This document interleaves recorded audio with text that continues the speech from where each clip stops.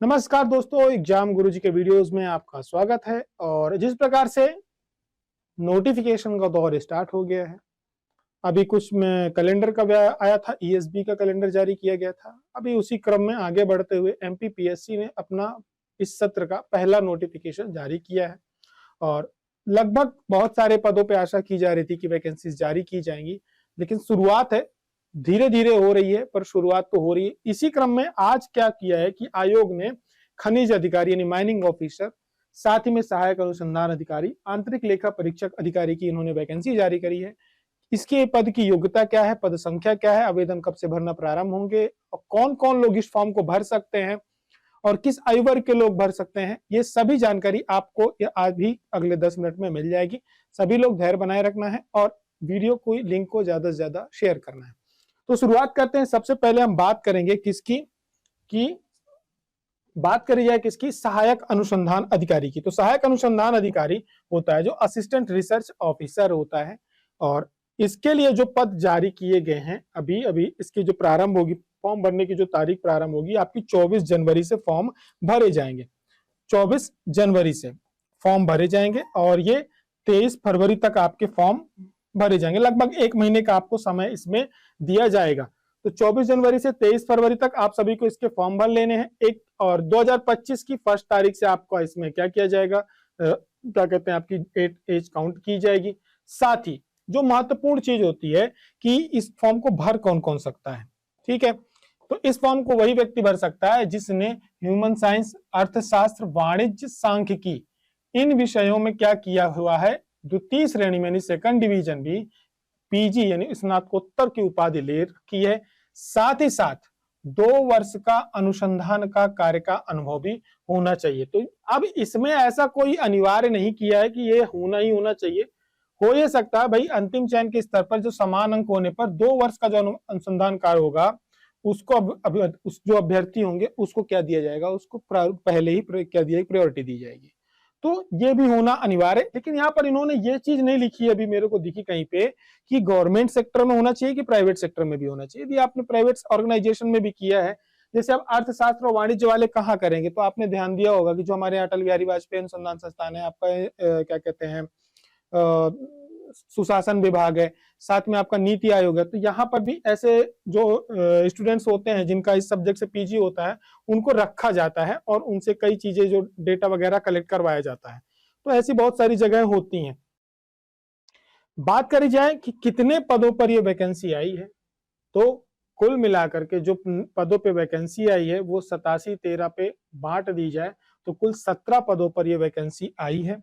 कुल 17 पद होंगे, जिसमें से अनरिजर्व के लिए 5, एससी के लिए 3, एसटी के लिए 3, ओबीसी के लिए 5 और ईडब्ल्यूएस के लिए 1 रहेगा। साथ में महिलाओं के लिए अलग से आरक्षण हमारे प्रदेश में है तो उनके लिए रहेगा। 87 और 13 में काल्पनिक पद भी यहाँ पे बांट दिए गए हैं। तो 87-13 अभी आपका लगातार चल रहा है और ये कब तक चलेगा इसकी कोई गारंटी नहीं है। कोशिश प्रयास ये करना है कि आप लोग 87% में आकर के अपने आप को सुरक्षित करके रख लें, ठीक है। इसके अलावा जो दूसरी वैकेंसी आई है वो कौन सी आई है, दूसरी वैकेंसी जो आपकी आई है वो इंटरनल अकाउंट एग्जामिनी की आई है, वो ऑफिसर की आई है। उसमें क्या है देखिए, तो इसमें क्या है, कुल मिलाकर के इसमें लगभग कुल 3 पदों पे इन्होंने आवेदन आमंत्रित किए हैं, यानी 3 पदों की वैकेंसी होगी।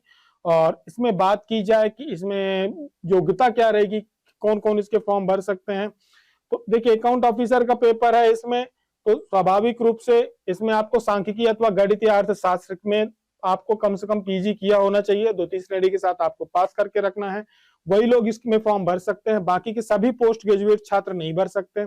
आपका मैथमेटिक्स में, इकोनॉमिक्स में, सांख्यिकी में आपकी क्या होनी चाहिए, पकड़ अच्छी होनी चाहिए। 3 पदों पर है ये। बात करी जाए 3 पदों में तो आपका अनरिजर्व के लिए 1 पद है, एसटी के लिए 1 पद है, ओबीसी के लिए 1 पद है, महिलाओं के लिए 0 पद है। 87-13 में बांट देंगे तो इसमें 13% में बिल्कुल भी नहीं आ रहे हैं। तो कुल मिलाकर के ये एक वैकेंसी ऐसी होगी जो 100% रिजल्ट के साथ भर दी जाएगी। 13% में इसमें एक भी पद नहीं है, तो मतलब 13% में कोई भी होल्ड नहीं जाने वाला है।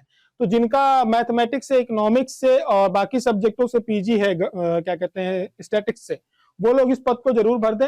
एक बार में रिजल्ट आएगा और लोक सेवा आयोग की शायद पहली वैकेंसी होगी जिसमें एक बार में खटाक से रिजल्ट आएगा, खटाक से ज्वाइनिंग होगी, किसी का रिजल्ट होल्ड नहीं होगा। और सबसे बड़ी बात क्या, कि उसको आंदोलन नहीं करना पड़ेगा।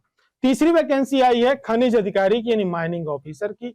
बहुत धूम धड़ाके के साथ इसका वेट किया जा रहा था और वेट करने के बाद निकला क्या, इसमें जो निकला है वो 10 पद निकले हैं।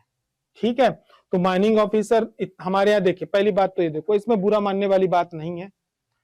नर्मदा नदी हो चाहे कोई भी नदी हो, इतनी ज्यादा हमारे यहाँ खुदाई होती है उसमें, तो उसमें माइनिंग ऑफिसर की इतनी रिक्वायरमेंट नहीं होती। ठीक है, कोई भी ट्रैक्टर लगाता है, ट्रक लगाता है, अपना भरता है, चला जाता है, तो उसमें पकड़ने की तो जरूरत ही नहीं। तो खनिज ढूंढोगे क्या जब पहले से चल रहा है, पेपर तो पढ़ते ही रहो। तो वैसे भी आधे तो डरते हैं इसमें जाने में।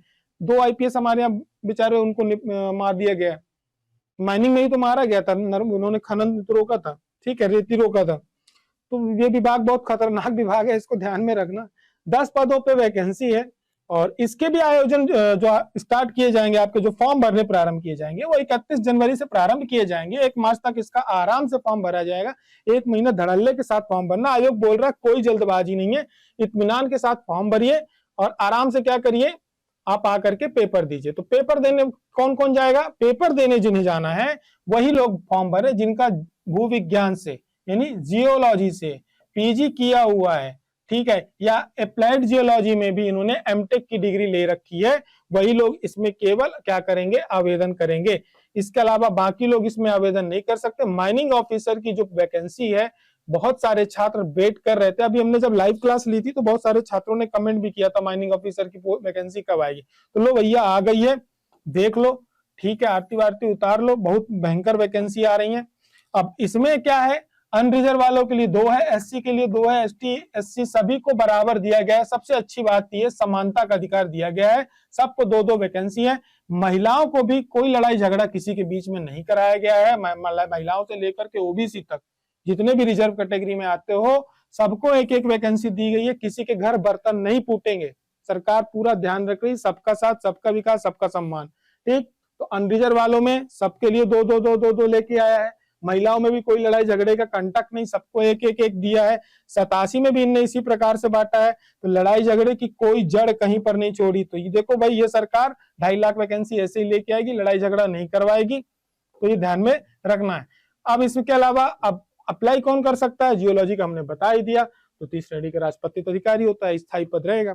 तो ये नया नोटिफिकेशन आया है, फॉर्म 1 महीने बाद भराए जाएंगे। तो आप सभी लोग तैयारी करके रखिए। वीडियो की लिंक आप सभी को शेयर कर देनी है। एग्जाम गुरुजी में चल रहा है ऑफर, एमपीपीएससी की तैयारी करने वालों के लिए जो टेस्ट सीरीज है 80 टेस्ट 299 मिल रहे हैं। एग्जाम गुरुजी के अपडेटेड नोट्स फ्री के आपको 997 मिल रहे हैं और उसमें टेस्ट सीरीज फ्री मिल रही है। तो यानी आपको 997 में 300 रुपए की तो टेस्ट सीरीज आ जा रही है। तो 700 रुपए के नोट्स है, 10 किताबें आपको 700 रुपए मिल रही है। नहीं, मेरे को नहीं लगता इससे सस्ती किताबें आपके घर में कोई को पहुंचा रहा होगा।